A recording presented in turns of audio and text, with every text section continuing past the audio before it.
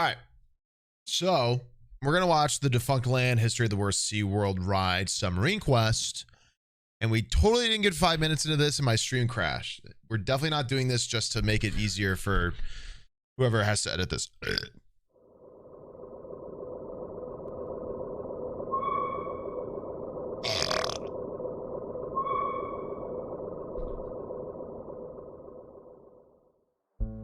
On March 19th, 2015, it was announced that Joel Manby would become the new CEO of SeaWorld Entertainment. Manby was previously the CEO of Hershend Enterprises, the largest family-owned amusement park company in the United States. The charismatic Manby had a proven track record in the theme park industry, and was even somewhat of a public figure after appearing on the CBS reality show Undercover Boss.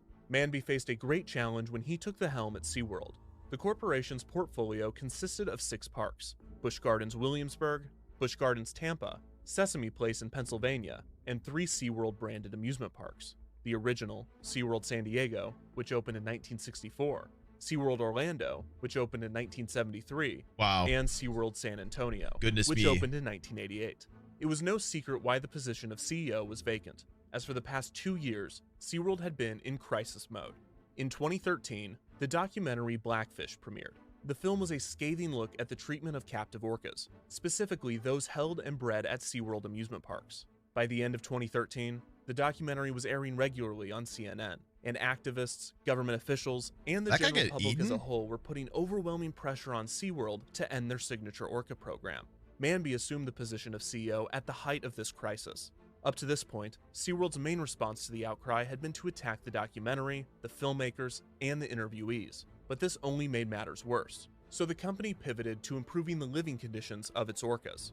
In August of 2014, SeaWorld had announced an initiative titled the Blue World Project, that if approved would almost double the size of the orca tanks at SeaWorld San Diego, and subsequently in San Antonio and Orlando.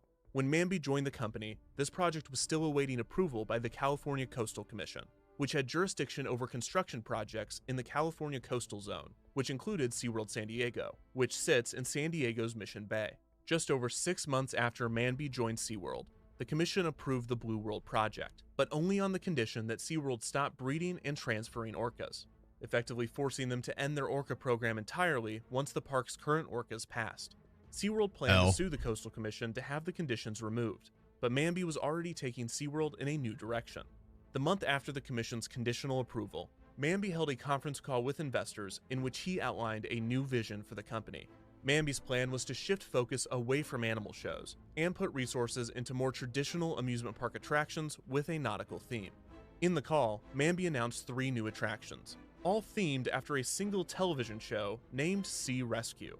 Sea Rescue was a documentary series that followed a group of veterinarians and experts attempting to rescue and rehabilitate marine life. The first attraction based off of the show was a unique roller coaster named SeaWorld Rescue: The Ride, which would be constructed for SeaWorld San Antonio. Another was tentatively titled SeaWorld Rescue, and concept art depicted guests sporting a rescue truck and receiving unique views of an aquarium. This attraction was earmarked for SeaWorld Orlando. Finally, the third attraction would be a submarine ride named Ocean Explorer, to be built at SeaWorld San Diego. The Sea Rescue rides were multi-million-dollar attractions, these all went well. And in order to pay for them, Manby explained that he was diverting money away from the Blue World Project. 4 months later, in March of 2016, Manby made the decision to end SeaWorld's orca breeding program. The following month, SeaWorld announced that the Blue World Project had officially been canceled, and as Manby had outlined, the money was instead invested in new attractions for SeaWorld's 3 parks. While the Sea Rescue truck ride for Orlando would be scrapped, SeaWorld San Antonio would receive its Sea Rescue attraction, a double launch coaster now titled Wavebreaker: The Rescue Coaster. SeaWorld San Diego would also receive its submarine ride, but the company was now promising much more. In February of 2016, SeaWorld announced that a new 3-acre section, or a new realm as it was officially called, would be added to SeaWorld San Diego named Ocean Explorer. The children's area would feature aquariums, rides, and digital technologies, all focused on exploration and adventure, with a theme of ocean conservation. On top of some small flat-top rides, the area would feature a flagship attraction, named Submarine Quest. This was the realization of the attraction that Manby had announced months earlier in his conference call. The press release for the ride explained that, quote, guests would be adventurers on a global expedition of scientific exploration, traveling aboard submarines to see ocean explorers' remarkable undersea animals. Concept art of the area showed some of the marine life children would be able to interact with and torment incessantly with new creative glass placement. This concept art was either hastily made or sloppily made or both, with some really poor compositing, as seen by the piece of concept art for Submarine Quest. While these seem to just be stock photos quickly placed inside a rendering of the submarine, the inclusion of this kid is perfect foreshadowing. Construction began in the summer of 2016. Why? Because it went so and the realm well? was scheduled to open in late spring of 2017.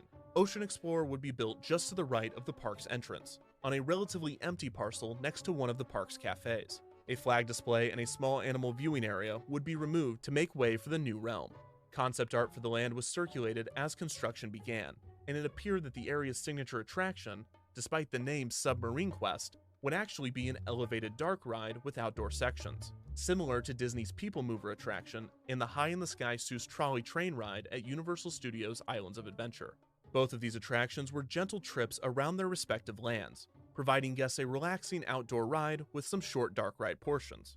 With Submarine Quest, it was assumed that these dark ride portions would be more elaborate, providing guests with special views of the new aquarium during their adventure. In a statement, SeaWorld assured the public that Submarine Quest would not be a shoot-'em-up style dark ride, even though no one considered that this was a possibility. Instead, the press release explained that by, quote, using digital touchscreens mounted in the ride vehicles, riders will play games and score points as they spot ocean creatures during the indoor and outdoor journey. The company launched a significant media campaign to coincide with the release of the new realm. SeaWorld San Diego published a video series on YouTube titled Meet the Deep, in which hosts Mike and Jenna chronicled the area and specifically Submarine Quest development and construction. The Meet the Deep series is quite possibly the most in-depth documentation of a ride's construction by a theme park. The web series explores almost every aspect of construction. In the third episode, Mike and Jenna introduce Brian Morrow, Vice President of Theme Park Experience Design. Brian shows off the model ride vehicle for Submarine Quest and explains the interactive elements that were being installed in the ride, noting the touchscreen game that would be the attraction's signature feature. Days after this Meet the Deep episode was published, the final ride vehicle model was revealed at the International Association of Amusement Parks and Attractions Expo in 2016, and it was revealed when the fuck does that happen? Fashion. Whoa, epic! So epic. A trailer was also released during the expo with a new opening date of summer 2017. Punch in your coordinates. Set a course for discovery. Dive into Ocean Explorer, a whole new realm at SeaWorld. In January of 2017, a Meet the Deep episode was published in which Brian gave a tour of Chance Rides in Wichita, Kansas, which was the manufacturer for the attraction. They gave the first glimpse of the full-scale sub still in production, complete with lighting and the touchscreen game.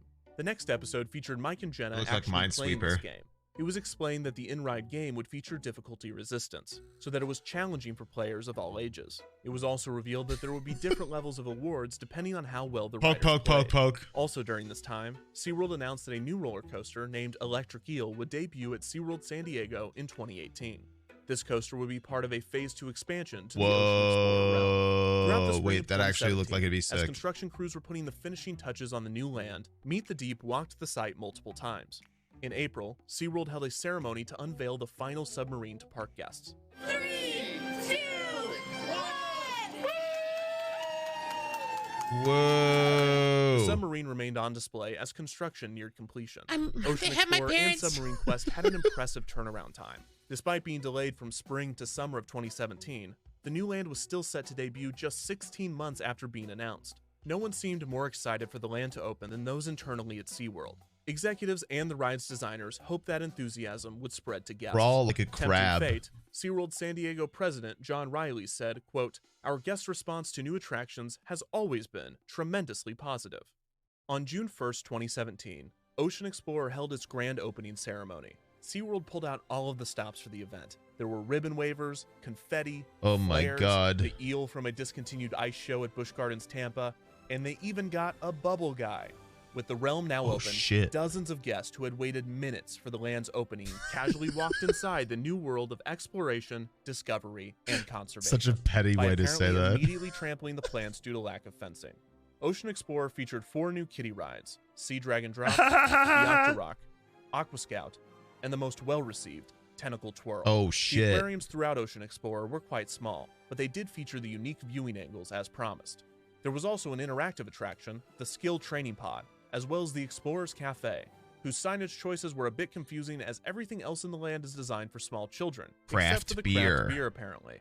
The signature attraction was of course Submarine Quest. The ride vehicles could be seen as guests entered the land, making their way around the ride track. After hearing a year's worth of press describing the ride as an immersive and interactive experience, many guests were excited and curious about what the ride had in store. Guests entered the attraction through the outdoor queue, with television screens featuring a host named Sub-Commander Sparks, giving the ride safety spiel, and introducing his companion, Link, the ride star and the land's mascot. That's Link, the ROV. Remotely operated vehicle of exploration and research, or supercomputer of the sea. What's my purpose? A figure of Link could also be found at the realm's entrance. After entering the loading station, guests passed by a few simple art pieces and immediately boarded their subs. There were 7 subs, each with a special name, with no clear direction or pattern. 2 of them are named after parts of a ship, Axle and Rudder. 1 of them is a fish with a first name, Macy Mackerel, and another is just a first name with a nautical adjective, Bubbly Bailey. As guests sat in the ride vehicle, Sub-Commander Sparks returned to instruct riders to pull down on their lap bar before Link joined him for the voyage. Sub-Commander Sparks told riders to tap the screen in order to release the airlock, and guests began their expedition into the majesty of the deep, blue, blinding sunlight. After passing by trees and concrete, guests entered the first show scene of Submarine Quest, which was that of a deep-sea coral reef. This scene is supposed to be in the Twilight Zone, a zone that is so deep below the surface that sunlight cannot reach it. Of course, the ride represents this in broad daylight with 2 screens that briefly display an octopus. Whoa, that octopus was totally camouflaged. Oh no. After the Twilight Zone was the Sunlight Zone, where guests saw eels. Click faster. Sub-Commander Sparks detects a large animal ahead, and guests begin a pursuit. Riders are able to see Link in front of them. This static figure featured a digital face that never quite synced up with the audio from the ride vehicle. The 2 decide to send out the Beacon Buddies on a mission. Wow, look at this genuinely amazing experience that totally cannot be replicated. The Beacon Buddies find huge jellyfish and something even bigger ahead. As guests escape to the old sea pod to take a look, riders are instructed to open another hatch, despite the hatch always opening before the instruction audio is finished. Press the blue button to open the hatch. The sub then enters a sea pod full of screens that display a giant CGI squid. After a brief stop in the sea pod, riders open the escape hatch and re-enter the ocean, just as the squid breaks the glass on the sea pod and releases it. As guests exit the pod, water sprays at riders. The water effect was incredibly inconsistent, and it is not clear whether the water was triggered by a game mechanism and only appeared sometimes, or if it was simply an unreliable effect. It was shot from the left of the ride vehicles, and instead of giving all of the riders a light mist, it just hosed the rider in the front left seat.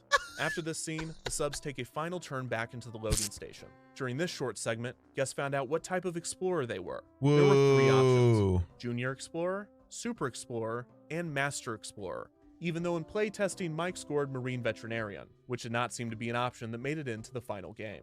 Guests then re-entered the loading station and exited their vehicles.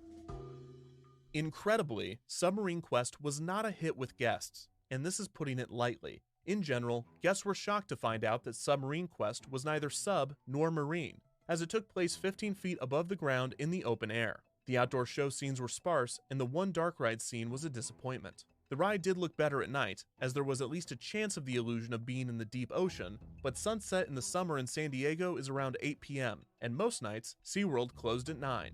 The creative decisions made for the ride were quite confusing. Many guests speculated that the ride had its budget cut late in development, which could be possible, but look at that shit in the front. Display the ride almost exactly as it was built. Supposedly, the initial plans called for the ride track to be longer and mostly enclosed in a tube. However, it seemed that a significant portion of the budget was put into research and development for the unique ride vehicle rather than putting that money towards show scenes. The designers clearly took a lot of pride in their work, and it seems as though this part of the experience was built more or less from the ground up, which is theoretically impressive. However, in practice, all that is noticeable is the inherent and consistent flaws in the mechanics of the game, most obvious in the confusion during the Beacon Buddies section, which was present all the way back during playtesting. Tap the screen to deploy the Beacon Buddies. Other criticisms included the screens being difficult to see in the sunlight and that the voice of Link was obnoxious. To add insult to injury, the entire realm had a branding problem, as seemingly everyone believed that Ocean Explorer was the name of the ride and not the name of the realm. What the heck is this Ocean Explorer ride car? So, Ocean Explorer is actually the name of the whole land. On June 3rd, 2 days after the ride's debut, the San Diego Union Tribune released a scathing review of the ride, saying, quote, "The biggest disappointment is the heavily promoted submarine quest. SeaWorld is touting it as a high-tech trip through the ocean ecosystem, but it turns out to be a slow-moving track ride past a few animated animals on video screens." Brady McDonald of the Orlando Sentinel said, quote, "The New Land Centerpiece ride is basically a slow-moving transportation system that doesn't take you anywhere and encourages you to ignore your surroundings." On August 8th, 2017, during SeaWorld's Q2 earnings call, Manby stated that Ocean Explorer had been a disappointment. He said, quote, "I think the one thing that I'm not satisfied with is Ocean Explorer. We did not market this as well as I wanted to. It's completely designed for young children, and we need to make sure that's the case." A sign was quickly placed outside the attraction clarifying that the ride was intended for smaller guests, despite initial marketing claiming it was for all ages.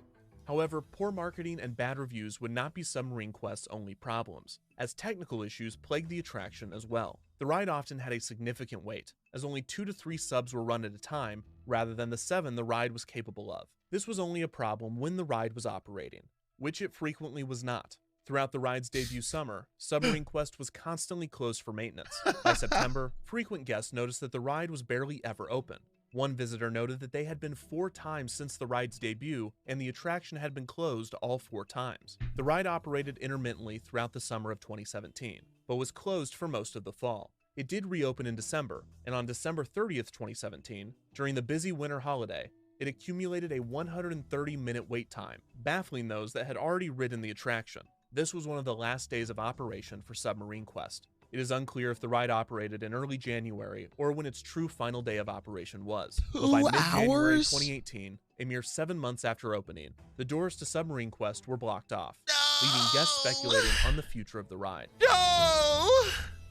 On February 28, 2018, SeaWorld CEO Joel Manby resigned from his position at the company after less than 3 years as the chief executive, following attendance and steep quarterly losses cited as the main reason for Manby's exit. But multiple publications were quick to mention the recent failure of the Submarine Quest attraction. While clearly not the main reason for his departure, the realm's failure could have been a contributing factor. Just 4 days later, it was announced that Chief Creative Officer Anthony Esparza and Vice President of Theme Park Experience Design, Brian Morrow, were resigning from their roles as well. Many online again wondered if the resignations were related to the poor reception of the Ocean Explorer realm, but this is merely speculation. Oh, really? Other rumors circulated attempting to make sense of the ride's closure. Some believe that an injury had occurred on the ride, or that SeaWorld was suing either the designers or the manufacturers over technical issues. Currently, there is no evidence to support these claims. Without explanation, Submarine Quest remained closed throughout the spring of 2018. In May, the San Diego Union Tribune ran a piece on the attraction. SeaWorld San Diego's official statement on the ride was, quote, "As we've conveyed to our park guests who've asked, the Submarine Quest ride at Ocean Explorer is currently undergoing maintenance. As soon as there is additional information, we will communicate that to you and our guests." Theme park consultant Dennis Spiegel believed that the maintenance issues were not so severe that the ride needed to be shut down, but rather the public's response to the ride was so overwhelmingly negative that it was best to keep it closed.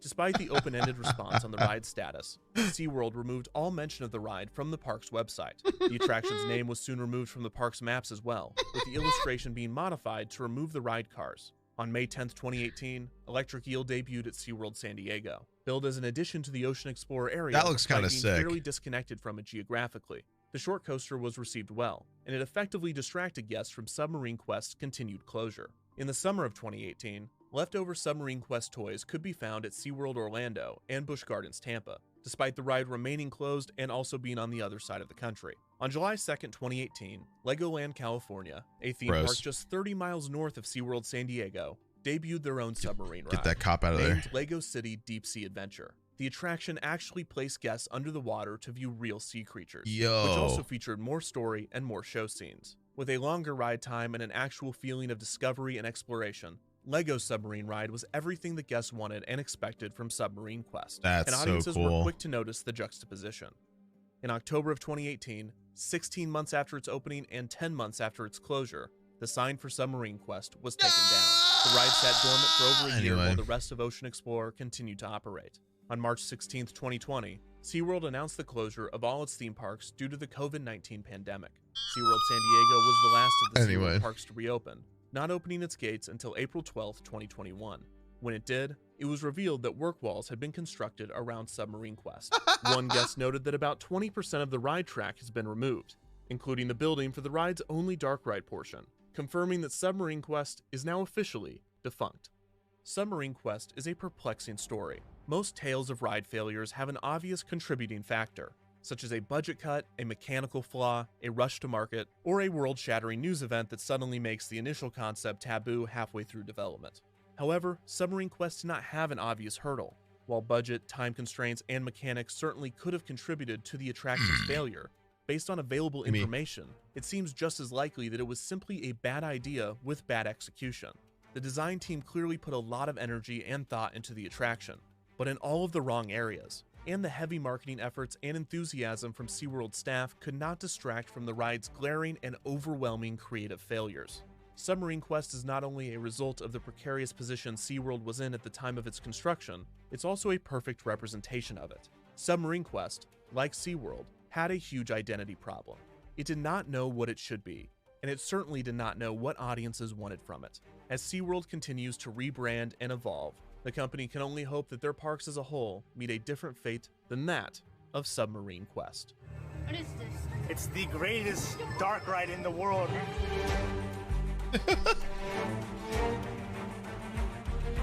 Hope not. It can stay dead.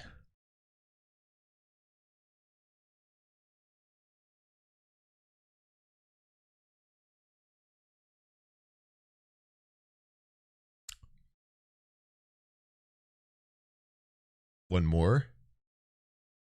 Ooh, Nickelodeon Hotel.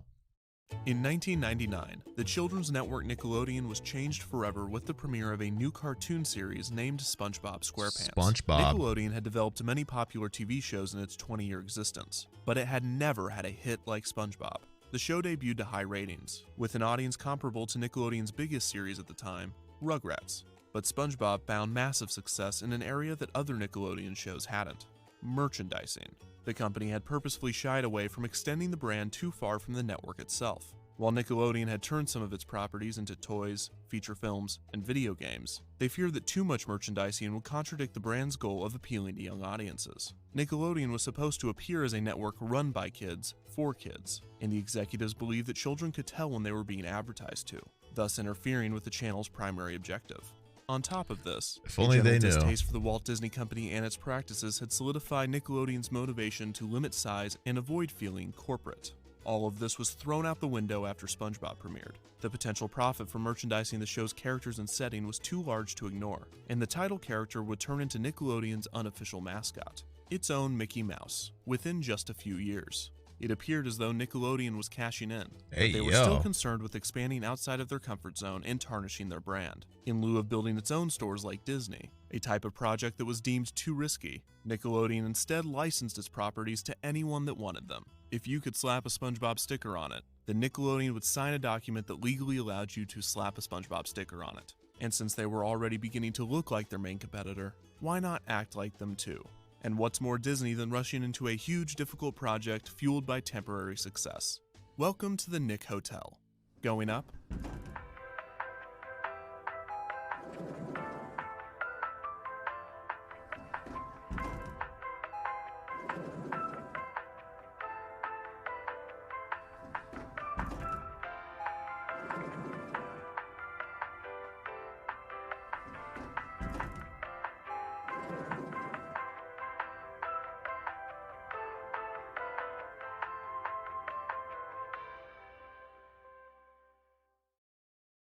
On October 9, 2003, Nickelodeon announced that they had formed a partnership with the hotel chain Holiday Inn for the purpose of transforming its Orlando resort, the Holiday Inn Family Suites. We talked Resort, about this hotel for a bit during our Disney trip. The property was less than 5 years old, having just opened in the summer of 1999. The resort was Holiday Inn's first all-suite hotel, featuring 800 suites, 2 pools, water playgrounds, a restaurant, and a food court. The hotel was located just east of the Walt Disney World Resort, and transportation was provided to all 4 Disney parks. Nickelodeon had originally considered constructing a new resort themselves, but decided against this due to their constant fear of failure. Orlando was of course the perfect location for the resort's pilot test. It had a huge tourist population of families and young children, and the company had 2 attractions at Universal Studios Florida, Nickelodeon Studios and the newly opened Jimmy Neutron's Nicktoon Blast. The Holiday Inn was located closer to Walt Disney World than it was to Universal Studios, but Nickelodeon would take what they could get.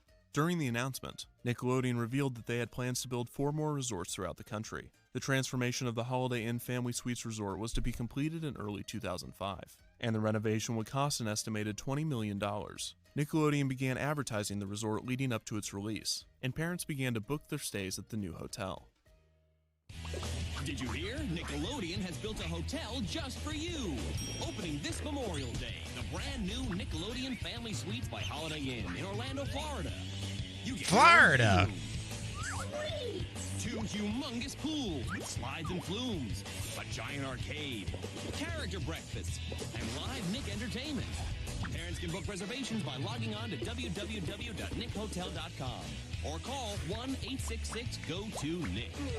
Can I take you to the hotel? On March 9th, 2005, the Nickelodeon Family Suites Holiday Inn, commonly referred to as the Nick Hotel, opened its doors. I would I Guests could. would walk up to the bright orange resort, with characters peeking through the window of the main entrance. This led to the lobby and check-in desk. There were 4 room layouts that guests could choose from. The first was a 1-bedroom suite designed for 1 to 2 people. This included a king-sized bed, full kitchen, and a dishwasher. The second was a 2-bedroom kid suite. This included a private parents' room, a living area, a bathroom, and a themed kids' room. The kids' room would either feature a bunk bed or 2 twin beds, and the rooms were themed to different Nickelodeon properties, such as SpongeBob, The Fairly OddParents, Jimmy Neutron, Dora the Explorer, Rugrats, Danny Phantom, and more. Guests could request a specific character room and would be assigned to it if available. The kids' rooms also featured a television, and some came with a PlayStation 2. Oh, Guests could rent shit. games from the hotel for $5 or bring their own. There was also a CD player and an activity table in most of the suites. Unlike the parents' room, there was no door separating Y'all the fucking kids' with the room from activity living area. table? This was due to a county law restricting doors on kid suites for safety reasons. The parents' room was unthemed and featured 2 side tables, a closet, a 25-inch TV, parents. and a makeup desk. The main living area featured a pull-out couch, a rocking chair, a dining table, and a 25-inch TV. The third suite layout was a Just 3-bedroom Nickelodeon. kid suite. This came with 2 private parent rooms, both with king-sized beds, a themed kids' room with a bunk bed and pull-out cot, a full kitchen, a full dining room, and 2 bathrooms. The fourth and final layout was Nick Hotel's honeymoon suite, called the Nick at Night Suite. Oh, yeah. This included a heart-shaped whirlpool, mood lighting, scented bath. What are you doing? An extra-large shower. What are you doing up here? And only 1 private bedroom. Oh! For some reason, these rooms didn't last very long, and it seems that they were discontinued within a few years of the hotel's opening. All suites had the option of a wake-up call from a Nickelodeon character, and simple room service was available. The suites opened from the outside, resulting in the kid character, and simple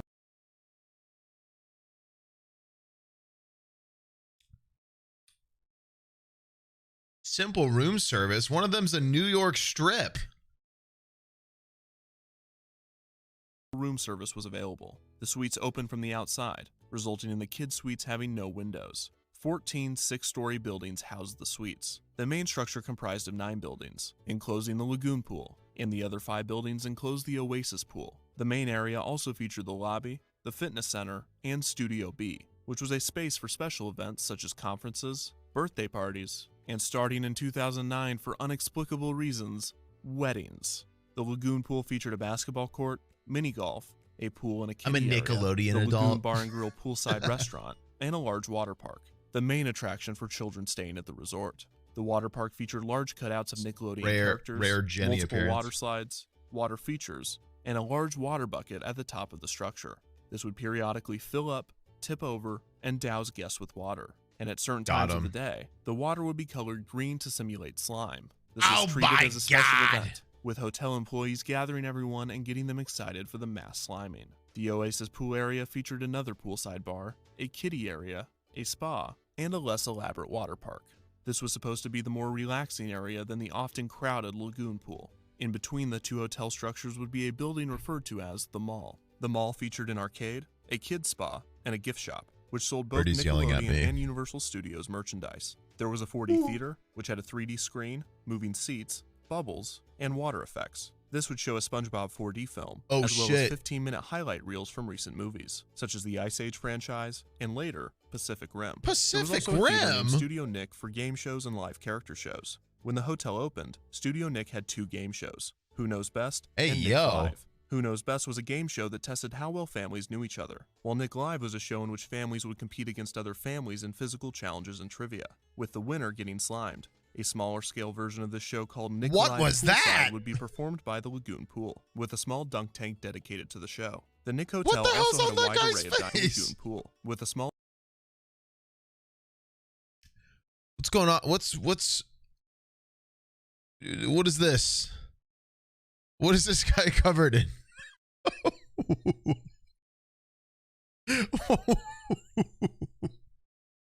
That ain't slime. dunk tank dedicated to the show. The Nick Hotel also had a wide array of dining options. The mall had its own food court, with restaurants rotating in and out from time to Kill time. your dad. Restaurants included A&W, Pizza Hut Express, Antonio's Pizzeria, Oh, and shit. Starbucks. Oh, There was a two buffet pe- open wait. for its own food court, with restaurants rotating in and out from time to time. Restaurants included A&W, Pizza Hut Express, Antonio's Pizzeria, and Starbucks. There So burger place, 2 pizza places, and coffee.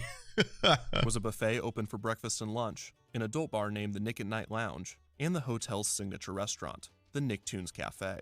This Oh, reservation-only character dining restaurant served a breakfast and dinner buffet. The main appeal of the Nicktoons Cafe was, of course, the character meet and greets. And now, a brief tangent on Nickelodeon character costumes.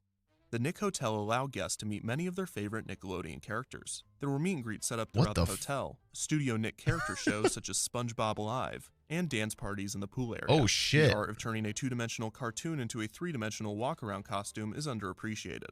If done correctly, it can bring a beloved character to life. If done incorrectly, it is creepy. That is creepy. Today, Disney's walk-around characters rarely come off Kill as your unsettling. dad. This is because of the talented actors that portray them, the brilliant artists that designed them, and years of trial and error.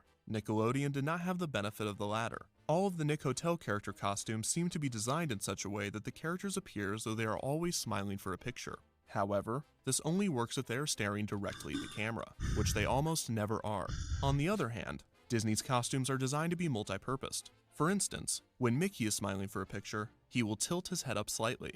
By design, he appears to be smiling more from this angle. When he tilts his head back down, he is still smiling, but it is more neutral, as opposed to relentless and terrifying. Also, Jesus most Disney Christ, costumes SpongeBob are was going designed for some crazy amount on of neck that. movement. This gives the characters more life, as they don't appear as walking sculptures. Many of Nickelodeon's costumes featured heads that were too large to move. This resulted in a surplus of premium-grade nightmare fuel. Made worse if the children actually did have a nightmare, they would turn on their bed light to reveal the character staring at them while they sleep.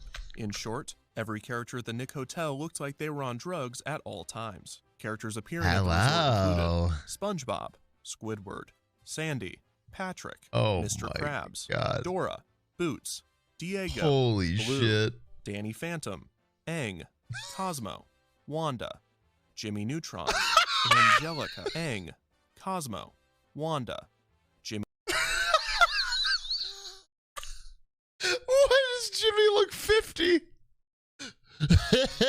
Hey, what's going on with my thumb?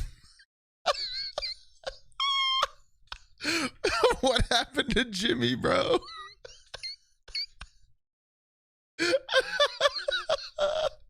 Why is the color of his hands like why is it cum?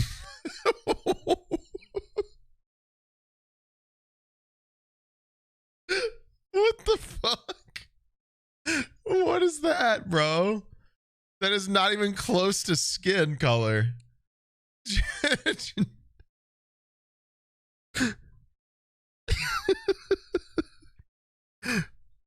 Oh no. Another child actor ruined by drugs and alcohol. Man turned into a fucking peanut and grew legs. Neutron, Angelica, the Power Oh, Rangers, man. Teenage Mutant Ninja Turtles. Oh, God. Millie and Geo of Team Umizoomi. Okay. Ming Ming Duck Ling. Okay. Fanboy and Oh Chum my Chum, God. Chase and Marshall, the Paw Patrol dogs. Pablo. Holy the fuck. Bubble Guppies. Why do they? Oh my God. And Little Bill. Why does Little Bill? Why did they do Little Bill like that? Why is this? This is.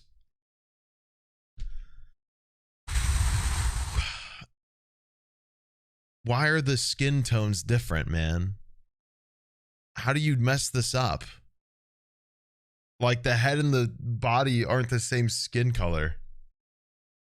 Bubble Guppies and Little Bill.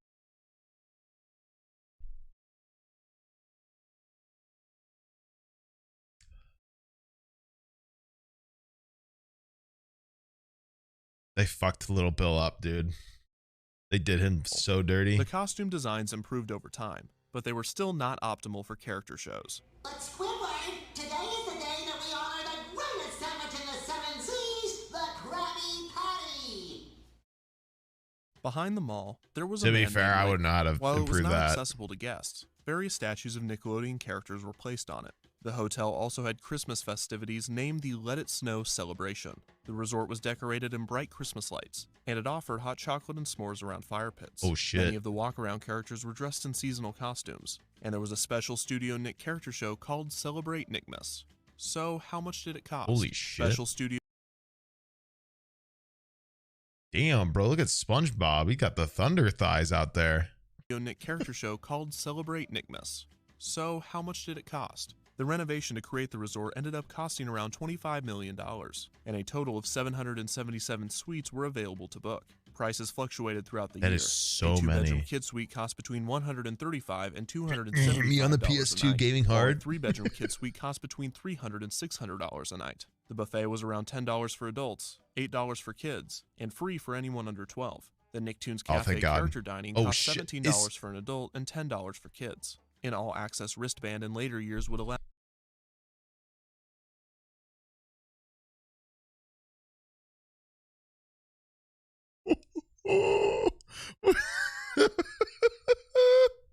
Was that blue hitting the Gangnam Style?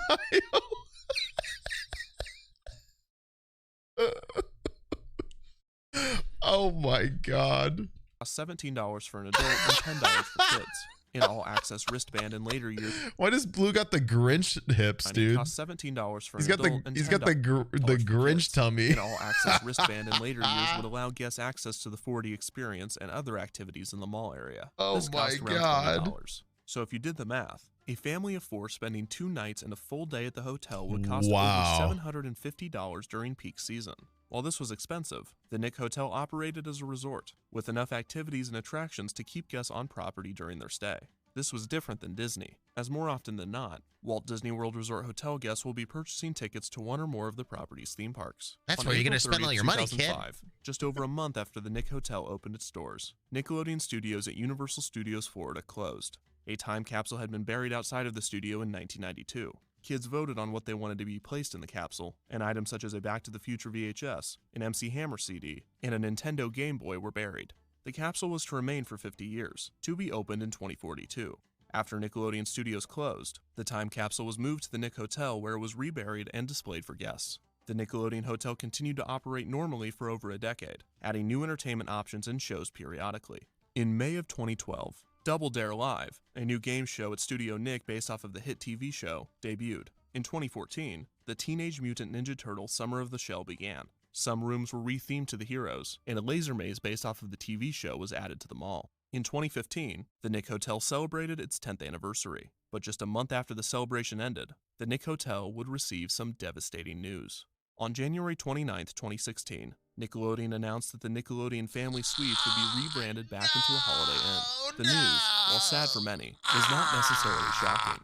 There were a few signs that the Nick Hotel might not be around for much longer. For one, Nickelodeon had a severely reduced presence at Universal Studios Florida, since Nickelodeon Studios had closed in 2005 and Jimmy Neutron's Nicktoon Blast had closed in 2011. While walk-around characters still appeared at the park, there was no attraction dedicated to Nickelodeon. This made marketing the resort and the park together slightly more difficult. And more than anything, it was an indication that an era of Nickelodeon was over. By 2016, the original branding was dated, as all of the shows, except SpongeBob and the Fairly OddParents, had ended. Another issue was that the concept for the resort was flawed from the beginning. The Nick Hotel operated like an all-inclusive resort, similar to those found in tropical destinations. The problem was that the Nick Hotel was in the middle of Orlando. This made guests feel claustrophobic, as the resort was not sitting next to an ocean. They also wanted to go experience Orlando's many attractions. But for the price of the Nick Hotel, guests needed to stay on property to get their money's worth. However, these were all minor issues. The biggest reason for the debranding was Nickelodeon's new partnership with Charisma Hotels. This was created to build Nickelodeon resorts throughout the world. The company had never gone through with the plans for expansion with Holiday Inn, most likely due to the Nick Hotel not being a massive success. The resort was popular, but it was clear that the Holiday Inn concept wouldn't work outside of Orlando. The first Nickelodeon resort with Charisma Hotels would open in Punta Cana in the Dominican Republic later in 2016. The new resort would have many attractions similar to the Nick Hotel, but it had a more elegant and subtle design and was located on a beach. The Punta Cana resort was met with glowing reviews, and another resort is set to open in Riviera Maya, Mexico in 2019. Since Nickelodeon was focusing on a more luxurious resort brand, they decided to end their licensing contract with Holiday Inn. Oh, this video is from 2018. Oh my god. One more reason for the closure. The hotel was not in great shape. The Nickelodeon Hotel, 10 years later. These images may be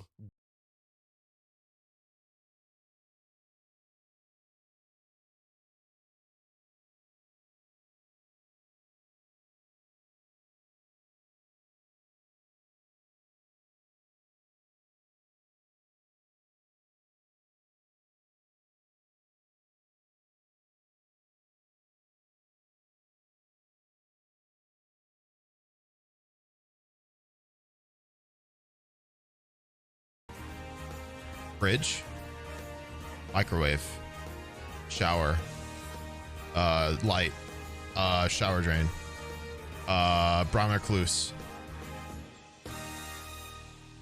By Murder 2016, scene. the Nick Hotel desperately needed a renovation. This meant either updating all of the Nickelodeon characters and properties, or removing them completely. The timing just happened to be perfect to end the contract. The resort was to receive a $30 million renovation along with the debranding. It was set to reopen on April 17, 2016. However, construction delays pushed the project back nearly 2 months. Having been announced in January that it was to close, this put the Nick Hotel in a state of limbo for 5 months, and the hotel stayed open for most of the transformation. During this time, certain activities were discontinued, buildings were being repainted, and logos were being removed. The time capsule was once again dug up and moved to the Nickelodeon Studios in Burbank. That's gotta be depressing. During this time, and the resort felt abandoned. Many of the themed kid suites remained, despite the rest of the hotel being given a blue paint job and replacing all Nickelodeon logos with Holiday Inn. Many of the TVs and appliances had not been replaced since the hotel opened. The mall area was almost completely silent, with many of the attractions and restaurants being renovated or removed. Finally, on June 1, 2016, the resort reopened as the Holiday Inn Orlando Suites. The hotel still hosts family game shows, the food court reopened with some new restaurants, the water bucket is now dyed dark blue at certain times, the 4D theater now shows some generic movie, the laser maze is now themed to Batman, and the gift shop now sells both Nickelodeon and Disney merchandise. The prices have also dropped significantly, now typically below $100 a night for a room with a kid suite.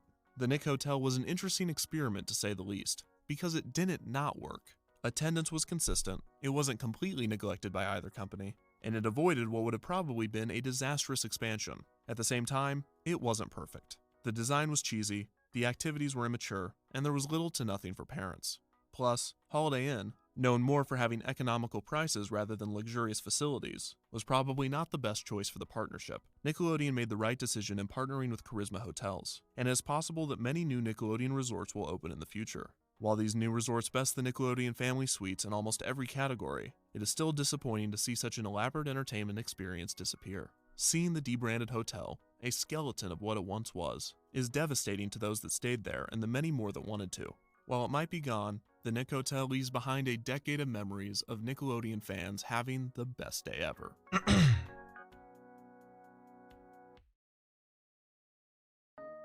Damn. I'm looking it up. Where are your resorts?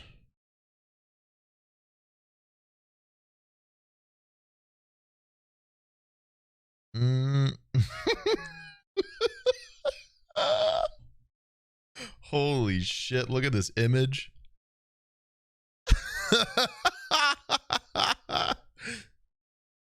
I've evolved, Patrick.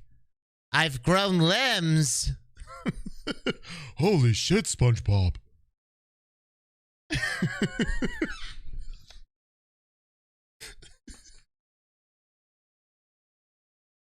Jesus. Oh my God.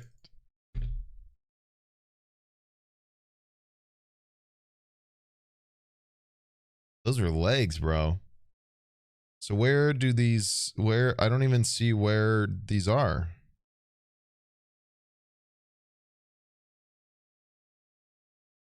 I think there's 2 now. Yeah, there's 2. Holy shit. Okay, so there's one in Punta, like they said. And there's another one in Riviera Maya, which I think is in Mexico or somewhere. Yeah, in the, or somewhere in that area. Or is it, hold on. Or is that the other one? There's 2 now, apparently. Look at this room, though. Look at this hotel room.